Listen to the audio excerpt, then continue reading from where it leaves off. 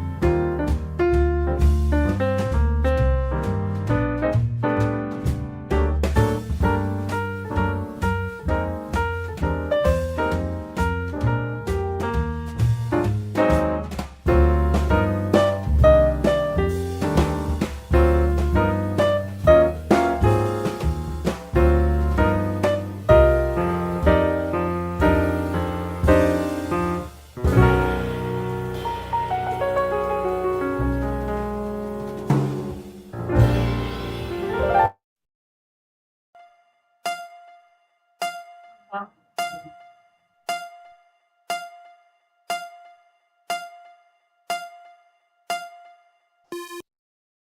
Hello, ladies and gentlemen. We have reached the final session of the day. Now, before that, I'm letting you know that you can still win prizes by collecting as much points as you can on the virtual platform. You can collect points by attending the forum sessions, engage with speakers through the Q&A, and visit the virtual booths. Keep in mind that only 10 participants who manage to collect the most points will receive an Amazon gift card worth 50 USD. So good luck. Ladies and gentlemen, this session is entitled Exploring Emerging Technologies. The speakers for this session will provide an overview on the evolving discussions of alternate namespaces, that is handshake and unstoppable domains, as well as possible interconnectivities across namespaces. The session will also explore how and when quantum computers will affect internet security and privacy, and current steps taken to mitigate these effects. Our moderator for this session will be Mr. Adiel from e.g.hand. Now over to you, Mr. Adiel.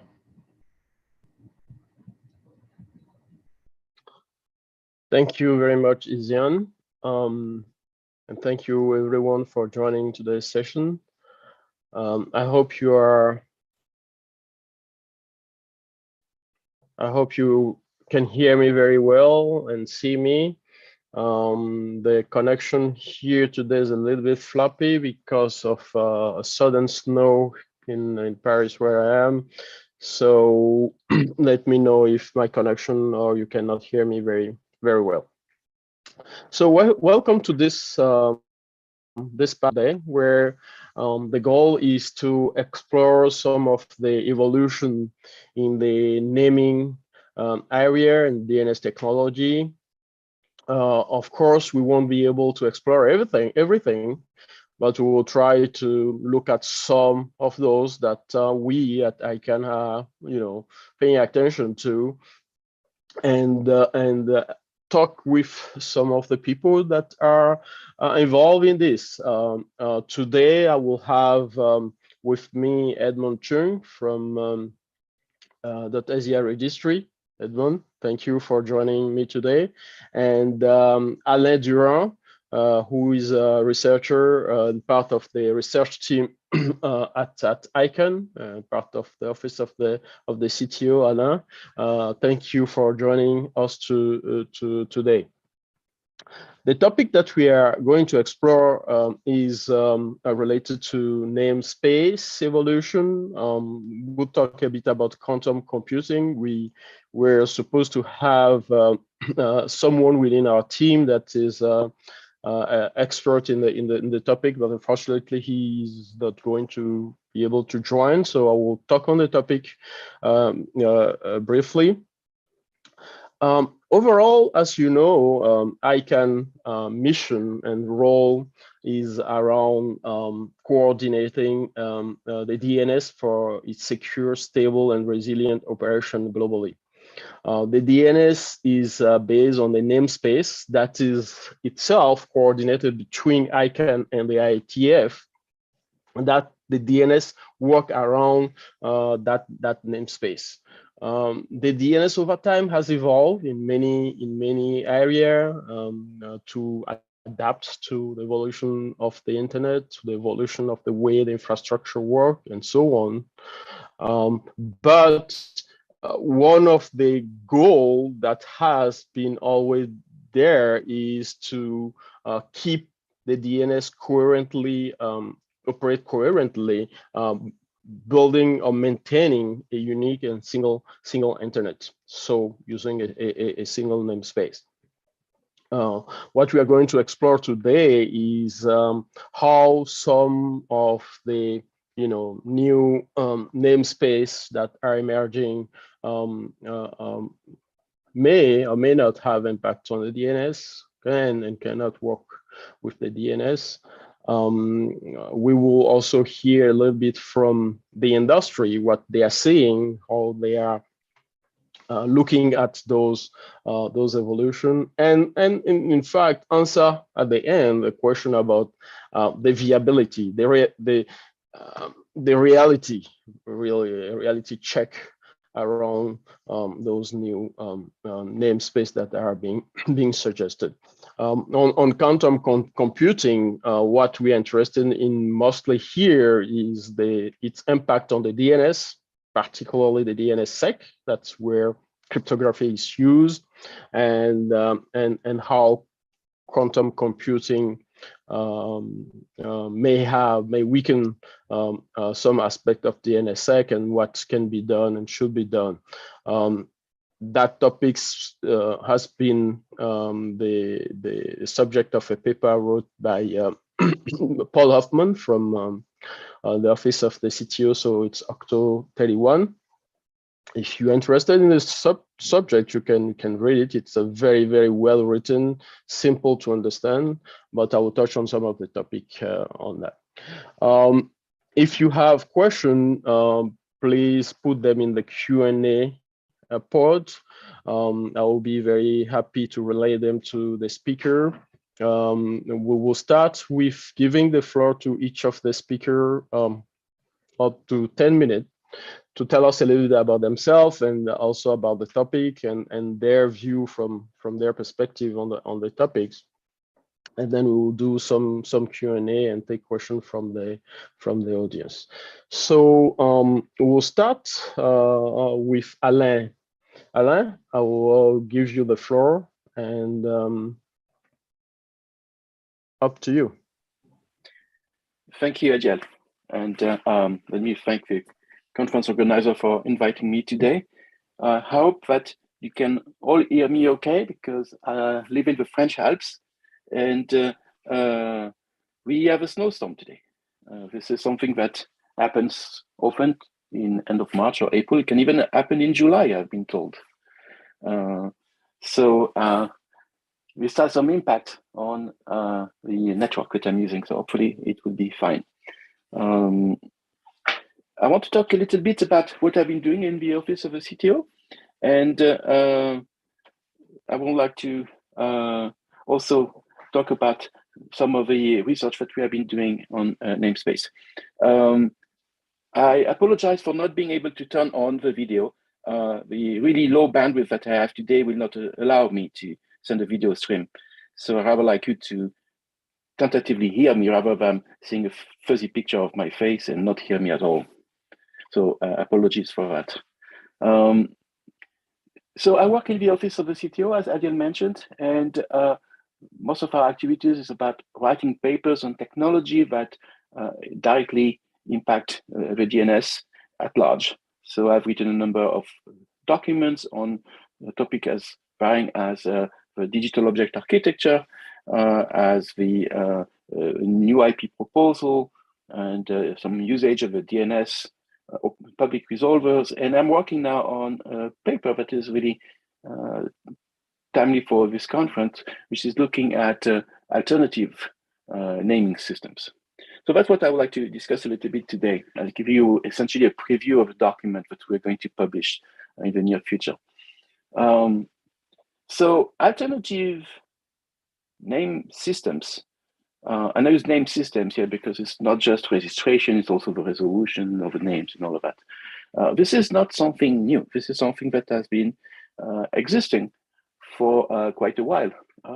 And there are essentially two kinds of those systems. If we try to make a little survey of what has been proposed, there are some that are essentially based on the DNS, but not using the main route, the I can manage route that most everybody is using, but proposing another route. So there are a number of those alternative routes that have been set up. When you do this, well, the namespace may or may not be the same as the ICANN namespace. There may be different TLDs.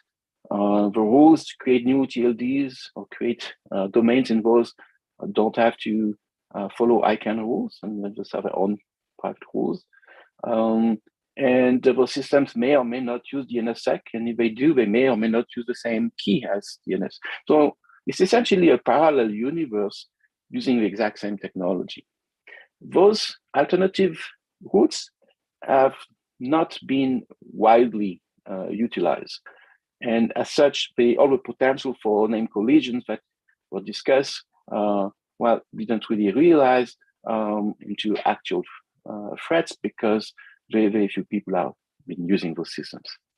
Now let's talk a little bit about non-DNS approach. First, historically, before the DNS, there was what's called a host file. And a host file was simply a centralized file where everybody could register any IP address and names that they could want. Well, one of the main issues was people were making copies of this file and doing some local edits. So if I have my copy and Adiel has his copy and Edwin has his copy, then we can all make our own changes and there is no guarantee whatsoever that they will not collide. So there are a bunch of problems like this. Things were never in sync. And that's essentially from this experience that the notion of a unique namespace came. It's really important if you want to have one internet to have a unique namespace so that things are not completely messed up and you cannot have duplicates essentially, or if there's one name, it means one thing, it means the same thing everywhere from every system, regardless of which software or hardware you're using. There have been more recently other things that were proposed. Like, well, first I have to remember there was some organization level systems. Like in Sun Microsystem days, there was something called the NIS system, Network Information System, and NIS Plus. There have been a number of others. More recently, there was the handle system. That's part of the digital object architecture that was proposed. There was the Onion system that has been proposed for the Tor browsing, privacy browsing. And relatively recently, there have been some blockchains-based naming systems. So initially, those things came because people wanted to associate a name to a hexadecimal string that was referring to an object within the blockchain. It's very difficult to remember 0x123f, etc. The same way it's difficult to remember an IP address. It may be actually even worse because the length of those strings is much longer. So they did not choose a route to put this in the DNS. They chose a route to create a new namespace and a new naming system that is based inside the blockchain of choice. Now, there's not just one blockchain, and often people talk about the blockchain. There's no such thing as the blockchain. There are many blockchains, and there have been many different systems, naming systems based on many different blockchains. So the most popular one, I should say, Handshake, ENS for Ethereum naming system, and Unstoppable Domains. Those have reported to register a large number of domains. How many of those are actually really in use, and for what kind of use is a different question. So when you have those things, well, the first question is, how do you resolve names there? Well, you can't unless you put some kind of bridge to go and resolve those things. If you have a machine that knows nothing about those blockchains, it will not work. So there are different techniques to create those bridges. Essentially, those are gateways. So one of the simplest techniques is to use a web gateway. So you create a URL that points to a gateway, and then on the right-hand part, you put the name that belongs to that namespace. That works, but still rely on the DNS, and that creates single points of failure or potential target for security attacks on those gateways. You can use a dedicated browser also. If sometimes your app is a web-based app, you can use a dedicated browser, or you can use a plugin to an existing browser.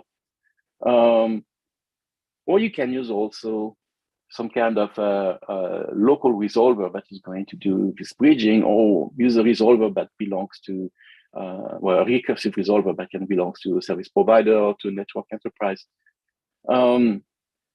Those are different techniques.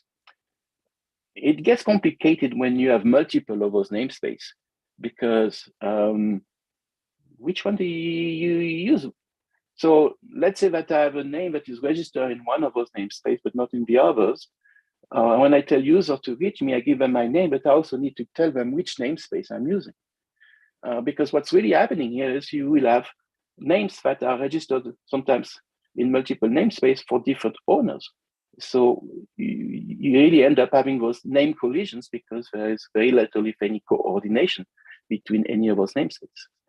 So creating an application or a browser that actually can search through all of those different namespaces is a huge challenge, and it's almost impossible to do so. So those are some of the technical constraints that we are facing with those different namespaces. So I think I've used most of my 10 minutes, so I will hand it back to you, Adiel. Thank you very much, Alain, for setting the scene and giving those brief overview of what we are actually talking about.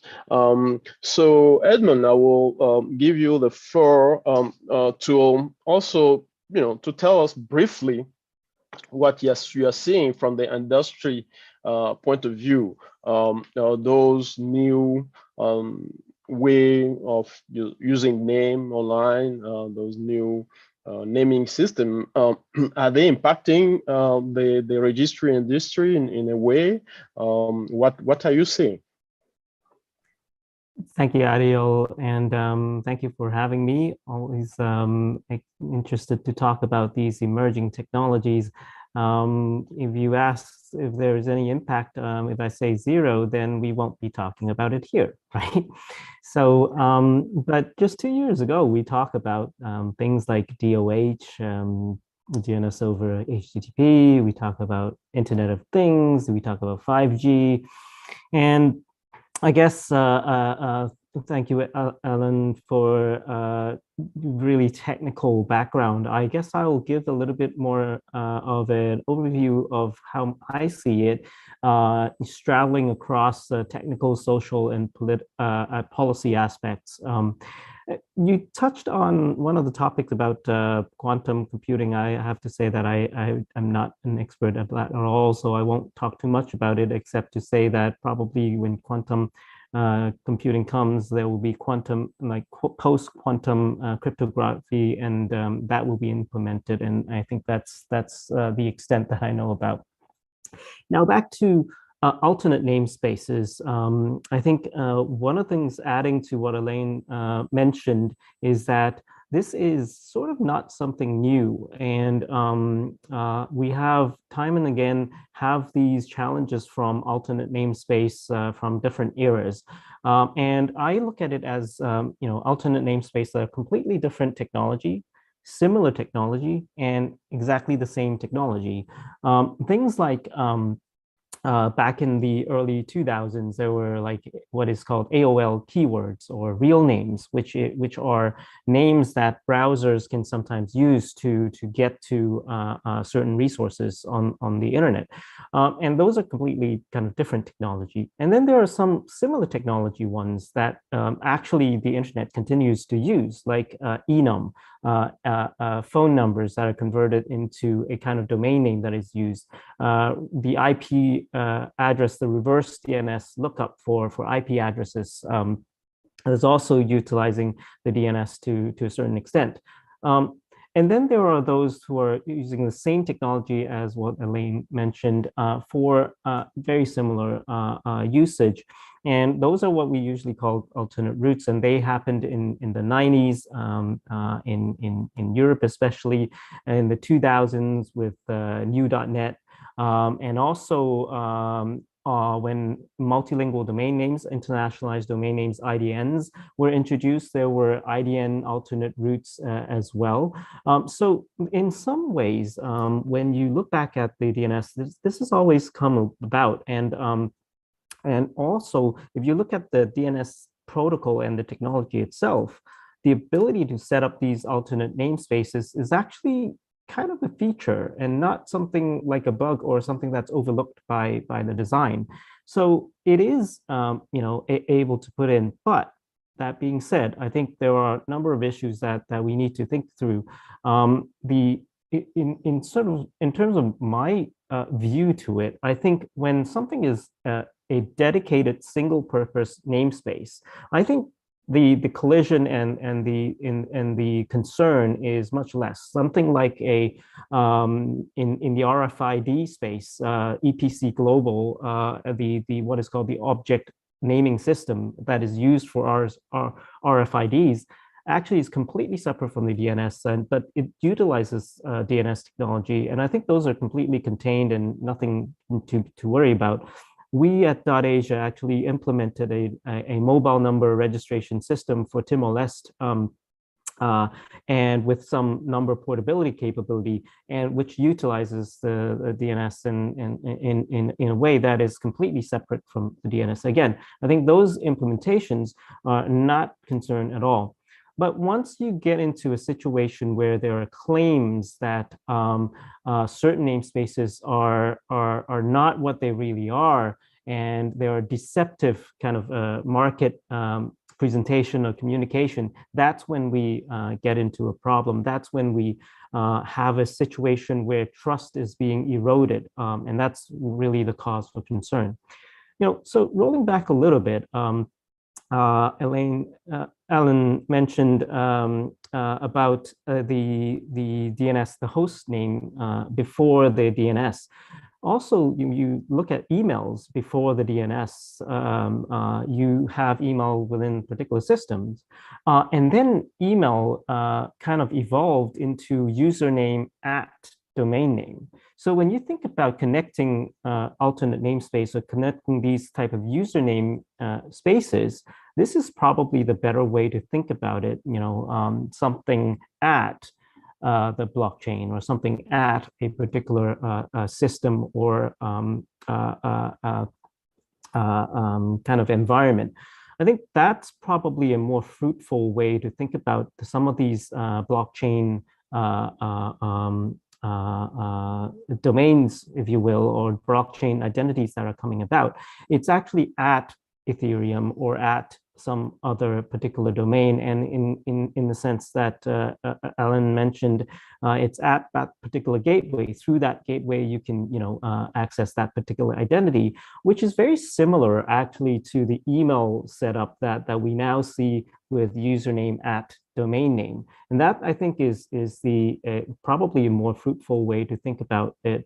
And when you talk about blockchain and domain names or blockchain names, I see it as two types of usage, one of which is blockchain applications that uses these identifiers for wallets or for cryptocurrency wallets and so on.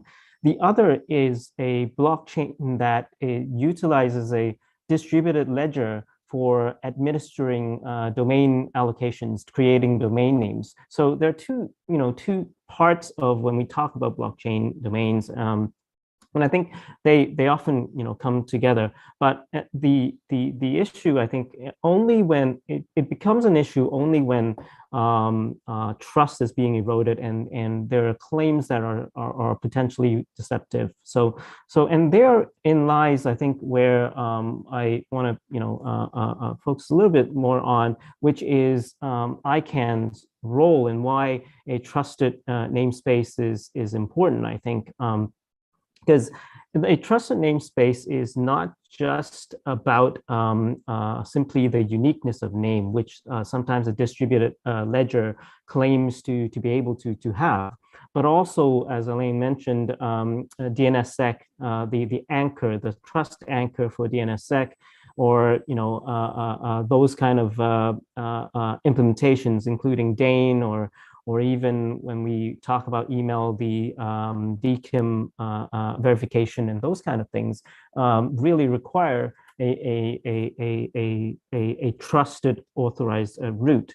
The other thing that is less talked about, especially beyond the technology side, are actually other issues: rights protection, policies against confusion. Some people claim that these namespaces are completely market-driven, but we all know, at least now, I think, and most people know, that a purely market-driven approach creates problems such as structural injustices, right? I mean, if it's completely market-driven, it really means it's completely only economically driven, and structural injustices comes about, and that's where rights and other types of confusions and protection needs to be put in place. And that's what ICANN is working very hard to put in place. When we talk about new GTLDs, we talk about competition, consumer choice, and consumer trust. And that, intersects into human rights, considerations for underprivileged, and all those kind of things, which these completely decentralized technology will never take care of, or at least for the time being will not take care of. And if they do try to take care of, then you have another ICANN, right? I mean, you have to build another ICANN to deal with those issues. And there are real issues, like, for example, even techno-policy issues like IDNs, internationalized domain names, is a very good example, like IDN variants. We know that in Chinese, you have to deal with simplified Chinese and traditional Chinese together. Are these blockchain domains going to deal with that? I don't think so, at least not that I know of. And it is still something that ICANN is grappling with, and it has to do with the policy together with the technology. What about other problems and other issues, like the allocation of resources when there are contention? How do you resolve the contention? These are all issues that I think, if the alternate namespaces need to seriously take care of when they grow, then you're really talking about a governance structure that is very much like ICANN. So why not ICANN? I know that, and I agree that ICANN is not perfect and far from it, but I still believe that together we can build it better, and we can, I think ICANN currently has a reasonably sound foundation. So the way I see it is that alternate namespace, if they are contained and dedicated usage, they actually could be healthy namespaces for alternative usage. But once these alternate namespaces try to be, the mainstream, then we have a problem due to many of the other issues, especially confusion. But then, as they grow, they will have exactly the same problems in terms of dealing with policy issues. I do think that in terms of ICANN, probably rolling out new GTLDs faster probably can address some of the issues, but I don't think just rolling, if you look at Handshake or Unstoppable, we're talking about millions of TLDs. Even, however fast ICANN rolls out new GTLDs, I don't think that's the kind of speed that we're looking at. So it's not just about the speed, but that being said, some faster rollout will help address some of the issues. Again, I'll close by saying that I think the alternate namespace is a constant challenge, and I think it's healthy in some ways to keep us on our toes in both the ICANN policy side as well as the technology side to get a sense of how the DNS actually works, and how it's technologically gets set up, and how alternate namespace could be set up without danger, and how it might create caution. So I think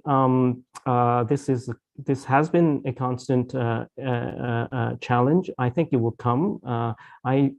don't know obviously when this wave would go, but I think ultimately when it grows to, if and when it grows to a certain point when it has to talk about policies, we hit a similar situation that ICANN has, and it will dissipate in that sense. But if it doesn't try to infringe onto the one internet DNS, it can continue to provide value in its own space.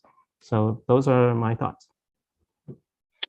Thank you very much, Edmund. And from those two presentations, I take out the fact that the notion of alternate namespace, and namespace is not new. The DNS has one, and there may be other namespace that may have a specific usage, right? And those usage can be beneficial and can be very well constrained. And if they are constrained, they may have advantage. But it is when there is a interconnection or the claim that it is universal and global that can create problem. But we'll dig a little bit down into that, certainly through the question. And another thing that also come out, which I think it's very important, it's the naming system used in the blockchain.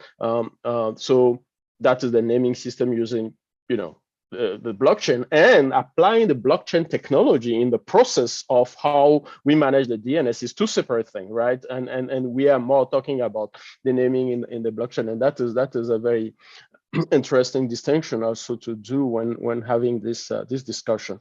I will touch very quickly on Octo 31, which is the quantum computing thing, and take that out of the table. So because I think the most exciting thing that we can discuss is about all this name thing, because it is something that are very close to ICANN work, but also I think that's where we can have some interesting discussion as well. So about quantum computing, quantum computer, a new generation of way of computing data. They are built in a way that they are faster, they are more powerful, and can do a lot more than what we can do with computer that we have today.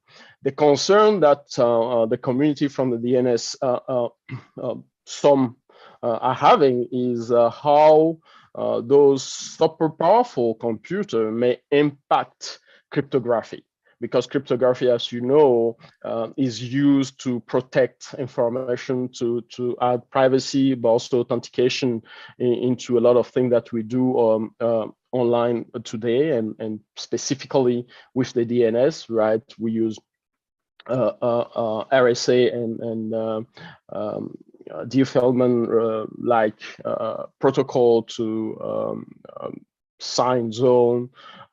It's used also in TLS nowadays when we talk about DOH or DOT. And the question is, okay, we are using those technology today, but post-quantum cryptography may easily,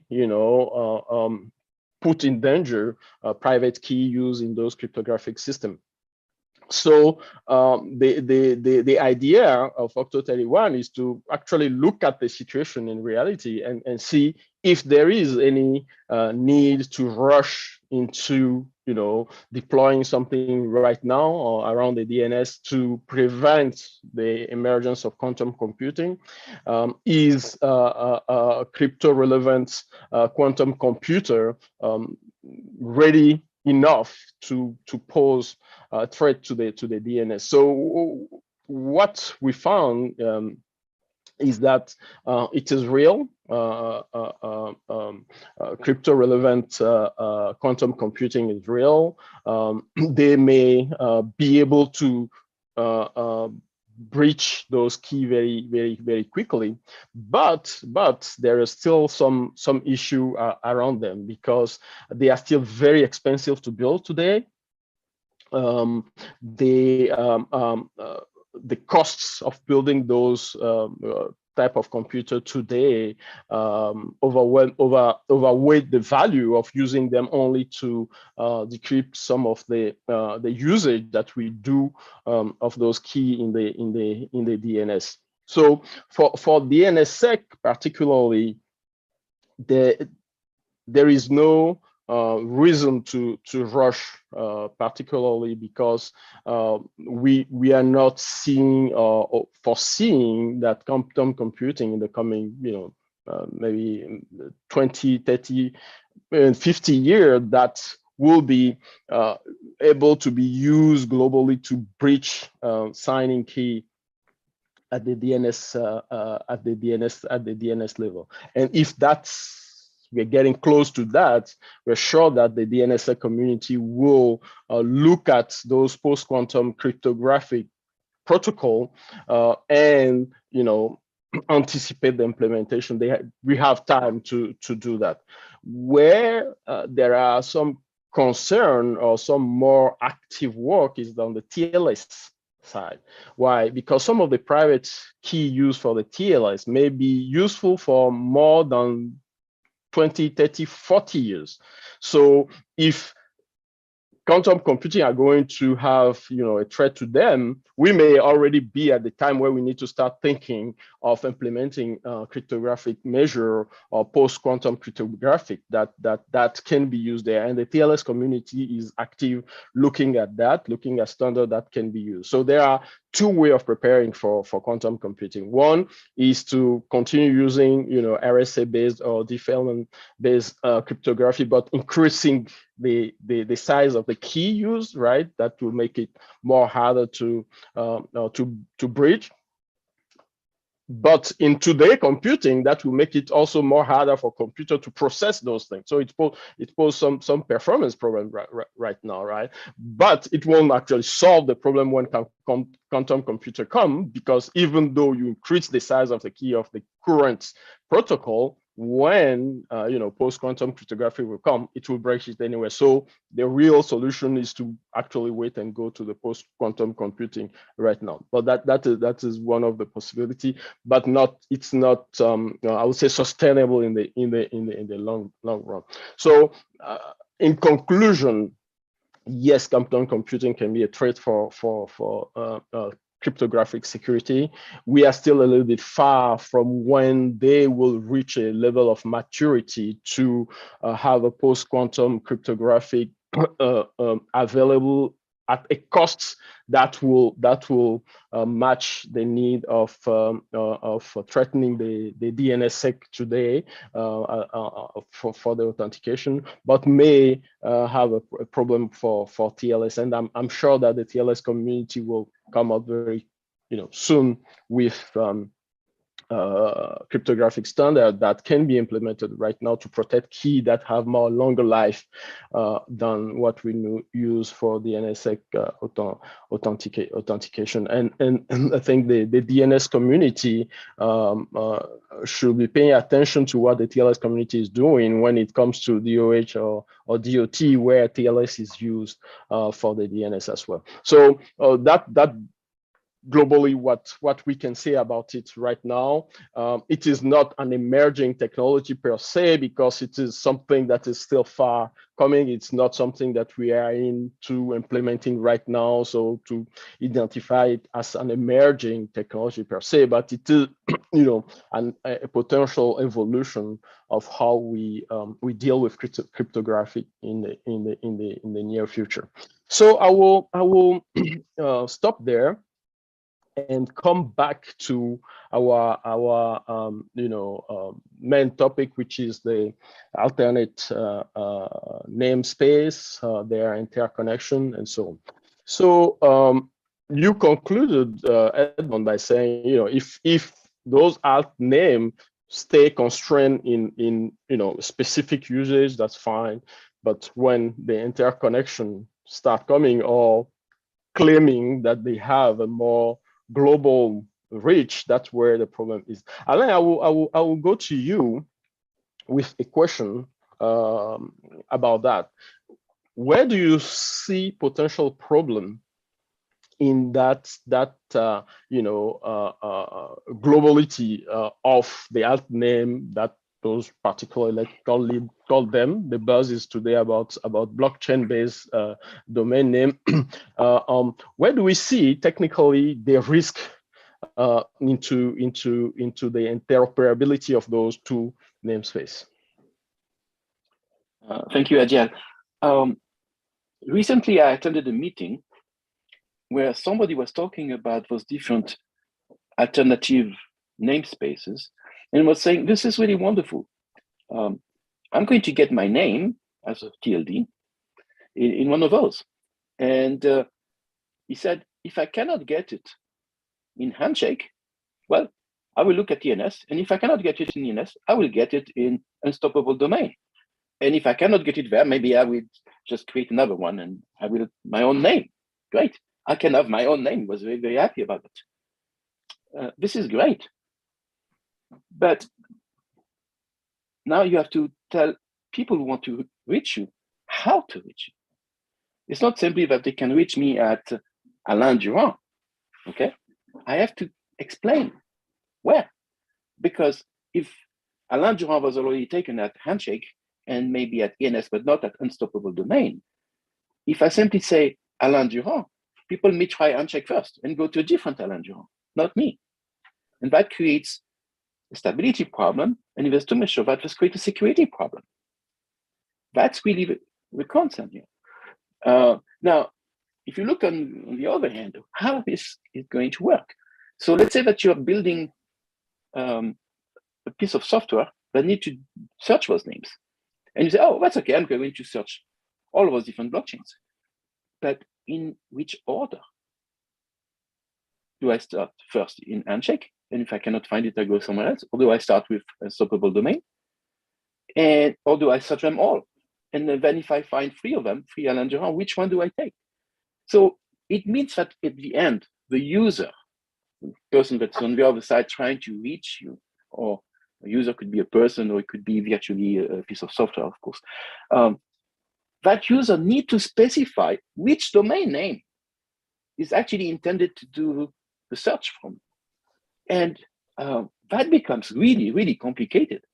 Now, imagine that you have now some kind of a Web3. This is a new one of the new hot buzzword, where you have a distributed web essentially, and you have links everywhere that goes and span those blockchains. Now, you may have some links that use one namespace, another link that use another namespace. So you have to reconfigure on the fly your browser in order to go from one namespace to another. It seems to me very, very difficult for a normal user to find his way through such a system. I know for a fact that I cannot do it. So those are the technical problems that we are facing. Back to you, Adriel. Thank you very much, Alain. And if you, as an expert, you are saying that this will be complicated for me to do, what about user? But what we are clearly saying is that the interoperability is not real in those worlds, and you have to be able to, depending on which name you are looking for, to know where to look for it. That's going to be a serious nightmare. Yeah. So that's Edmund, if I can just build on that immediately. I mean, that's actually when we first came across the internet email system, that's what we resolved, right? The username is the local name, which and then you go at some place, right? And that someplace is universal. That's domain name. I think if you ask me, ultimately to technically work with these namespaces, the best strategy would probably be similar, right? I mean, you have a name at Handshake, a name at Unstoppable, or whatever, and that thing behind the at could be, could most appropriately come back to the one universal ICANN DNS ICANN root. Then we have interoperability, without which, that's what Alain explained, without which it's chaotic. And we thought that, I guess, 20 odd years ago, we resolved it. But every time this comes along, we will need to try to reinvent the same solution perhaps again. Yeah. Let me just interject here, if I may, because what you propose is very interesting.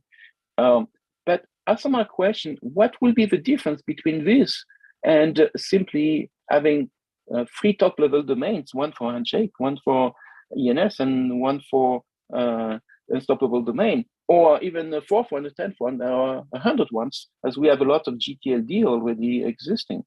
The backend system may be somewhat different, but from a namespace perspective, this union of those different things, using a tag to differentiate among them, is really no different than why we actually have top-level domains today.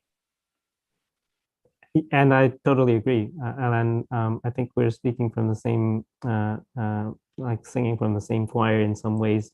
My point is just that in the future, if they really want to integrate somehow, then we might actually end up with something like what we did when we put email together.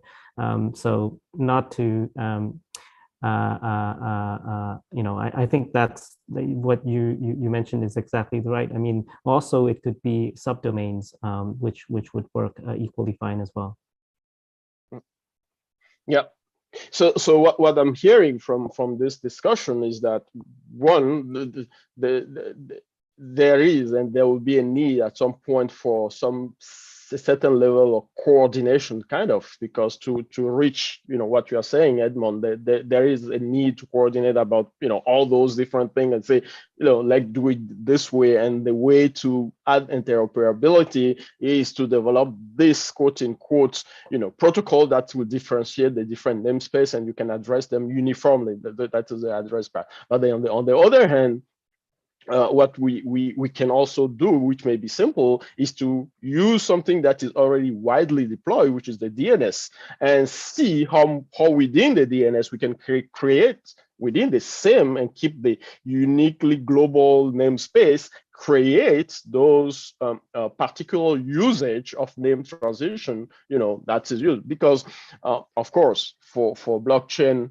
based naming system today, the biggest usability or use case for them are for wallet, address, which are difficult to retain, to use name to match name to wallet address, or to match name to NFT address, for instance, or other nodes that are hexadecimal and that are not easy to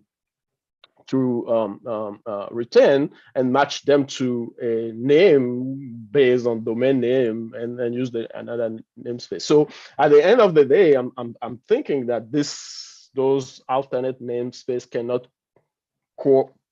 coexist and grow separately anyway, because it will create different small niche which are not going to be global. So the coordination point will still be critical.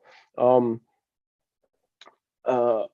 we have any question from the audience, from our panelists, on this topic? Are we getting any question? I'm now passing it to the audience for question for us on the panel on any of these question topics. Asian, do we have any question?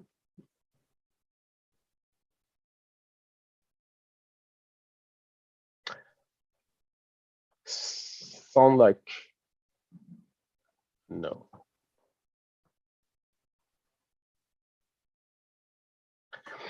So I have another question for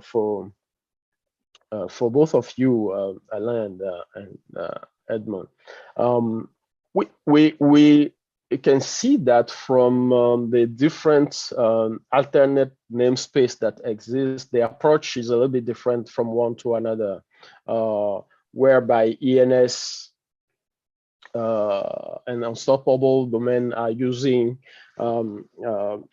some second level approach to the domain name.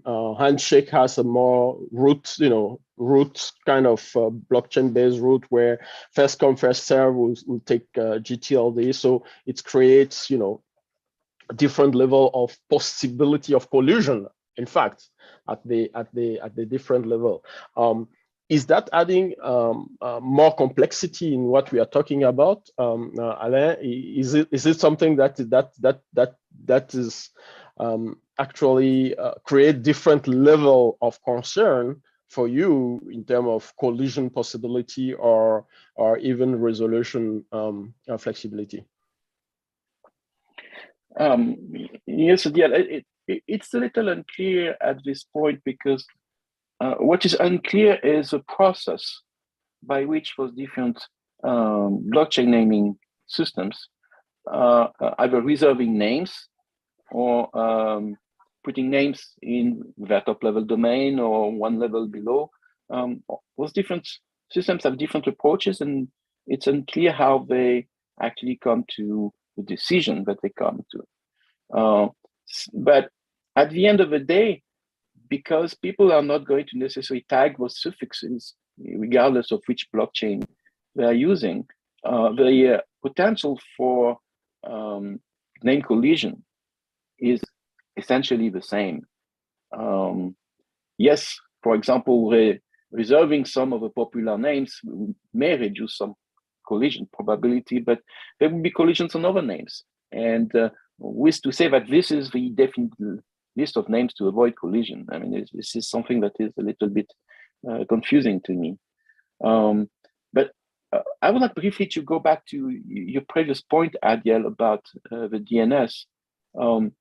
It is actually possible to use the DNS for the very function that this alternative namespace are being used. If you want to name a wallet or you want to name an NFT, well, you can use the DNS for that using regular DNS protocol, regular DNS namespace. All you will need is to either have a new type of element in the DNS, and there's a process for that. And there have been some experimentation made by some universities in South America a couple of years ago, where we could add some binary types in the DNS without any problem. It worked actually quite well. So this route that could be taken, or there was a more recent proposal at IETF to use the URI type in the DNS to point to an hexadecimal string representing the blockchain, and this could be extended to say, oh, by the way, this is this particular blockchain that we are going to look at. So I think you were spot on, Adiel, that there are technical solutions within the DNS to address the needs, because that's true, nobody can remember a long hexadecimal string. Now back to you, Adiel. Thank you very much for that. Yeah, I guess so. Edmund, you want to say something? Yeah, I think that's quite right. I mean, I think the right way, if you will, is to expand the DNS we have today, and those resource records for DNS, like as Alain mentioned, for URI, which points you to the resource, I think would resolve those issues, essentially satisfy the need for things like the ETH, the wallet naming that Ethereum uses, and some of the other applications as well. And when I wanted to add also that when Alain mentioned that there's a lot of uncertainty, that's quite true. I mean, one of the things that we really can't see is that all these names that purport to be registered, the only usage so far, the only real usage is really in the wallet and the identifying the NFTs.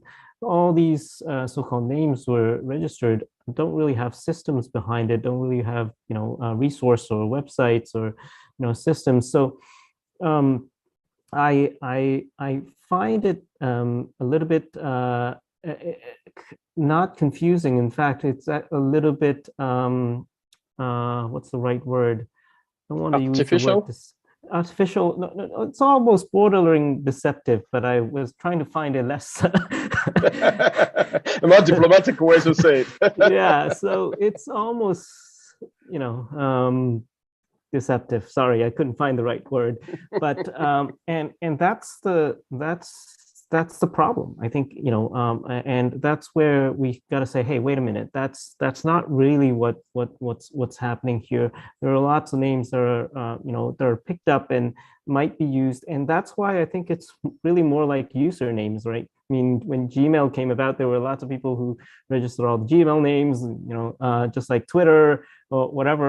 It's to me, for this time, at this time, it feels more like username than what we usually call domain name in terms of how it could identify resources and systems and websites on the internet. Thank you very much. Cheryl just suggests that you use disingenuous. And you are totally right. I mean, domain names are not just assets that you hold there for just something. You have them to be used for accessing the websites, accessing information, the email service, or other usefulness. Right now, what we are seeing is that there are most defensive registration, or just I want to be there to be there without any real use behind them, beside wallet name, of course, or NFT name, which make it a little bit disingenuous, or very unfactual. Very much. Thank you very much, both of you. We have about 6 minutes to wrap this up. I'm still looking at the Q&A pod. I don't have any question there. So I will give you back the floor, Alain and Edmund, for a very brief word to conclude this, because before we wrap up and pass back to Isian. Edmund? Yep. So I think, as I started off saying, I think this type of alternate route and alternate namespace challenge will continue to come, and there are healthy aspects of it, so that both ICANN needs to speed up its work, and also and also to improve its processes, and also technically more people would understand how the DNS actually works, which I think is really good, because a lot of times ISPs and even many of the companies, they treat DNS as a black box. And every time these waves of alternate names comes in, then the technical department needs to figure out what this is all about. And they realize how actually more how the DNS works. And therein lies my faith into saying that, if you want an interoperable internet, and you're not looking at one contained namespace that you own, you decide everything, then so once you realize that you want something for the global interoperable internet, then something like ICANN is inevitable. And if that's the case, then those people who thinks ICANN is not fast enough, come and participate and try to make it faster. And sometimes so the speed bumps are there for reasons. I mean, there are human rights considerations that I mentioned. There are other considerations that are beyond just the market-driven and technology-driven world that we're in.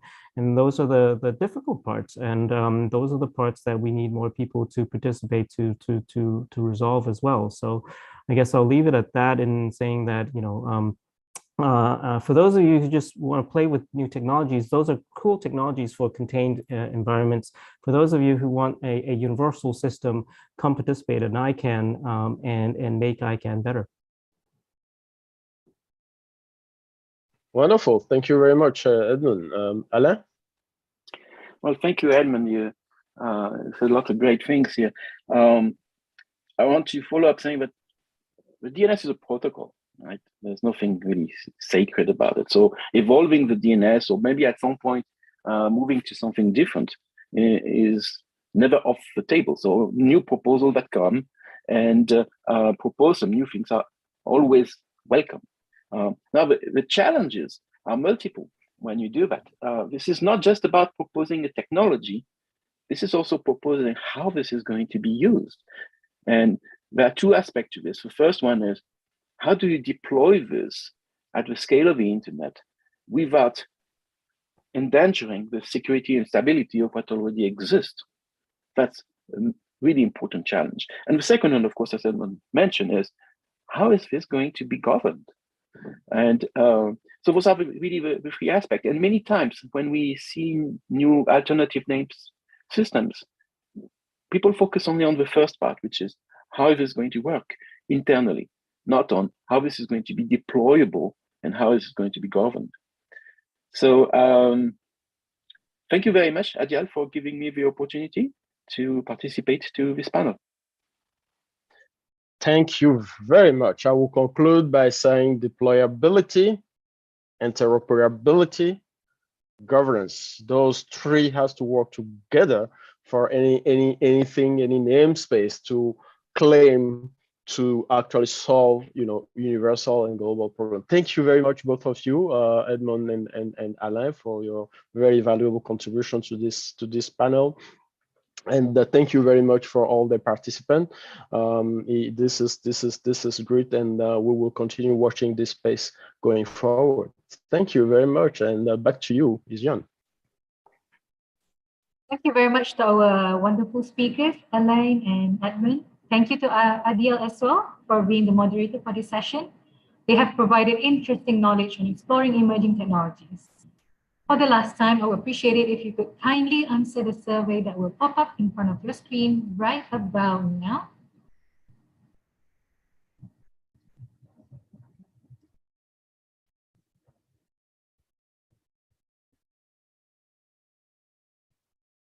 If you have more thoughts to share with us, you could convey it to us through the form that has been provided in the chat box.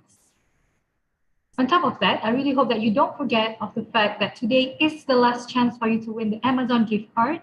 The top 10 winners will be announced soon, so give us your best shot. Thank you again, everyone, for joining this session. I will now pass the floor to Amir to close the ceremony. Thank you, e.g.hand. Ladies and gentlemen, we have come to the end of the APAC DNS Forum 2022. It's been a great pleasure for me and e.g.hand to be your MC for this forum, and we would like to apologize for any weakness that may arise throughout the whole forum. We would like to take this opportunity to thank all that has been with us in the day one, and we would also like to express our deepest gratitude for our sponsor for their continued support throughout this forum. Not forgotten to the participating speakers and moderators, we'd like to thank you for your time. Last but not least, to everyone who take part in the forum and also in our gamification, we would like to convey our utmost gratitude for your amazing participation and support. Thank you for taking the time to be with us throughout the whole event. We hope that this event has given you plenty of food for thought about the DNS from multiple perspectives. For those who wish to watch or may have missed all of the sessions, you may head on to apacdnsforum.my.